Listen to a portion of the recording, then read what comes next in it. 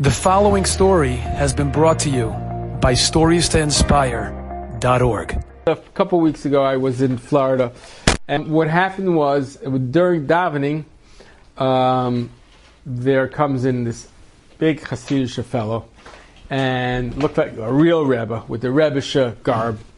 And then somebody made an appeal for an organization, and after the appeal, he gets up. And in eloquent English, he spoke. He said, "I know the organization." Like he was unsolicited. He got up. It was very, very nice. And then after davening, I see people. I went over to him. His name is Rabbi Meisels, and I told him I tried to do Jewish geography. I told him I'm related. We're really Meisels, and you find somebody like that, you always want to connect. And then I see another person come over and ask him for, you're a man to give a brachas. So he said, he got a little embarrassed, and he said, okay, why do you think I'm a man? He says, I know the story about you, Rabbi Moses. So he goes, okay, you want to say the story? And there was a few guys there. He says, you could say the story and I'll correct you. And the fellow started saying the story, and he says, let me take it over. And here's this incredible story why he was a man to actually lucky enough to go over and get a bracha. He was a rabbi. He is a rabbi. He has a shul, but he also is a businessman, and a very, very successful businessman in England, London. And he was in real estate all his life. He's an older man, he's white beard, whatever. And he did very well, and he had a beautiful portfolio of real estate. He said it was worth approximately $30 million. Not bad, right, for a rabbi. So he, but unfortunately, he got involved with somebody who was a Ponzi scheme. And I don't want to say crooked. You never know what is in the other person's whatever. But the bottom line is, the facts are, without saying any names, this fellow got him to mortgage all his properties, every single thing, invest everything he owns, including his house and his shul, and he lost $30 million. What happened was the bank took everything back. They kicked him out of his house. He had to move into the apartment until he put together enough money, and his shul, he put together enough money to buy it back.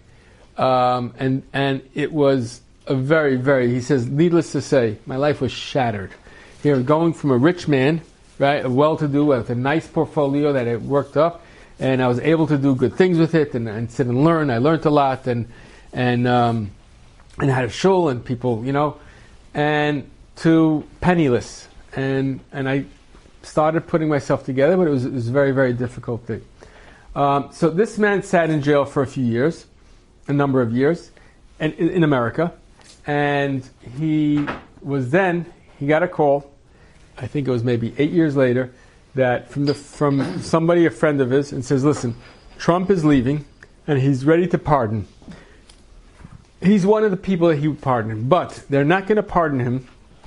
I think Alan Dershowitz, and a big lawyer, Alan Dershowitz, called him, and he said he's not going to pardon him unless he gets a letter from he got a few letters from other victims. Unless he gets a letter from his biggest victim, and you are by far the biggest victim. He's a Jewish guy. Could you write that letter? I couldn't. So he said, I did it. I pulled everything together. I spoke to people. I got it together. He said, nothing going to change. He has a wife and children that are sitting at home, and he says, it's not going to help me to sit. Am I getting back my money? No. Am I getting anything from it? No. And it's going to be good for Hashem. This is what Hashem wants. He pulled himself together. He wrote that letter. They submitted the letter, and he was pardoned. The Asbury Park Press had a whole article, he said afterwards, that the investigation, they swore that Mr. Meisels never, Rabbi Meisels, whatever they call him, never, it's a whole article, never wrote that letter. It was forged, it was impossible. And they had reporters calling him and say, did you write that letter? He did, but he says, I didn't have to answer them. It's none of their business. I ignored them. Yes, I did. Obviously, he's out. Obviously, he did. He says, of course I wrote the letter. And, I'm not going to, whatever. So he said, after that, he didn't get back his $30 million. He had a family member that was left the house and left Yiddishkeit, came back and said, "I'm home. I'm back. I want to restart my journey." He says that was probably worth more than the 30 million. That when you have a child or a family member like that, that was bracha. Yeah, Mr. Shem. He was in the hotel, so he had some money. He had Baruch Hashem. He had. But the amazing thing is that this is what the Torah Devarim means. This is exactly. It's like a shoot the guy. Yeah, of course. Can you imagine that? And it just blew my mind. And I said, this is an example. I don't know if everybody can do that, but this is godliness. This is what Hashem wants. And when we do this, we see bracha and atzlacha. Hashem says, "You did that. I'm going to do that. You're Michael. You're Khan. You're your ticket to life."